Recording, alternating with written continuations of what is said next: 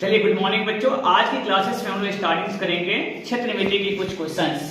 क्षेत्रमिति में आपको सबसे बेस्ट टाइप है और आपको यह बोर्ड के एग्जाम के हिसाब से है और ये क्वेश्चंस इतनी इंपॉर्टेंट हैं। प्लीज साइलेंस प्लीज, आप शांति का बनाए रखिए। इसमें करना क्या है, सारी क्वेश्चंस को एक बार और समझते हैं हम लोग बढ़िया तरह से। इसमें करना है कि इस वृत्त का क्षेत्रफल यदि दिया गया है तो इसका क्या निकालना है, परिधि निकालना है। इसमें त्रिभुज का क्षेत्रफल और आयत आधार दिया गया है तो ऊंचाई निकालना है।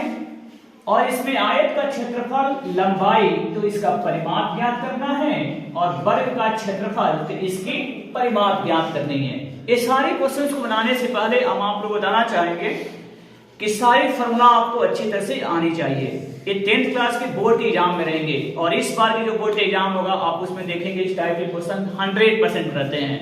ये थोड़ा सा टेक्निकल क्वेश्चंस हैं, इसके बारे में सोचते हैं हम। चलते हैं।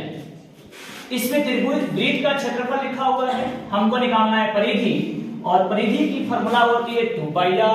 तो 2πr होती है तो इसमें रेडियस आपको आना चाहिए कि r के मान कितना होगा। तो ये क्षेत्रफल के हिसाब से, क्षेत्रफल के द्वारा आप इसकी रेडियस ज्ञात कर सकते हैं। वृत्त का क्षेत्रफल लिखा हुआ 154 सेंटीमीटर स्क्वायर।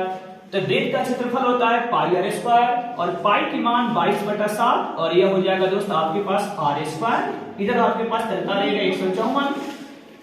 r स्क्वायर की मान निकालनी है तो ये 22/7 होता है ना, जब बराबर के जब यह इस साइड आता है तो 7 बटा कितने हो जाएंगे 22 और ये 22 से कैंसिल हो जाएगा 7 बार में, 7 से कितने हो जाएंगे 49।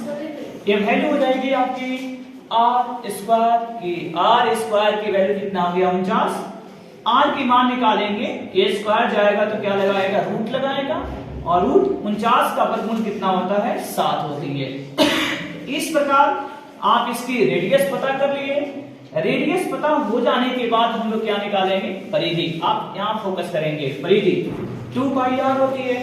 2πr 2 इंटू पाई का मान 22/7 हो गया और r की मान 7 हो जाएगी। 7 कैंसिल हो जाएगा, 22 से 2 से गुना कर लेंगे कितने हो जाएंगे 44।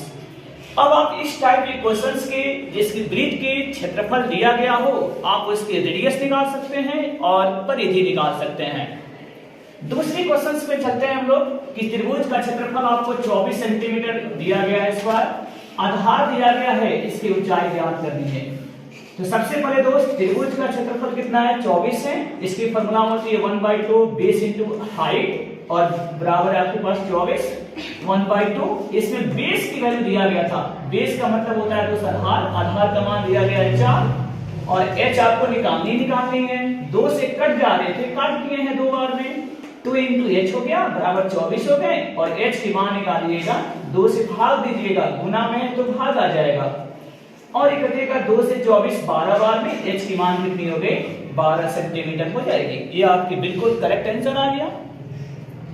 तीसरी क्वेश्चन है कि अगर इसमें आयत का क्षेत्रफल दिया गया है, लंबाई दिया गया है तो परिमाप ज्ञात करना है।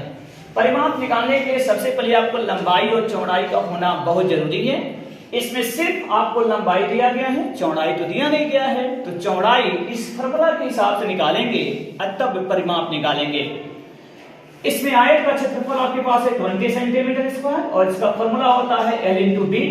L की मान 4, B का B रखे रहिएगा, B को रखे रहेंगे, 4 गुना में है जाएगा तो डिवाइड करिएगा, 4 × 20 मतलब B की मान कितनी हो जाएगी 4। इसमें B का मान होता है सभी ब्रेथ और ब्रेथ का मतलब होता है आपकी चौड़ाई।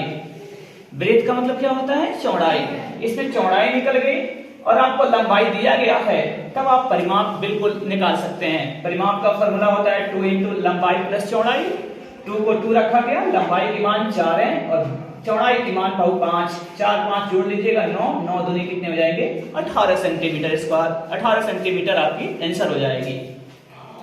चौथी क्वेश्चन है कि अगर वर्ग का क्षेत्रफल दिया गया है तो इसकी परिमाप ज्ञात करिए। बहुत अच्छी क्वेश्चन है यह।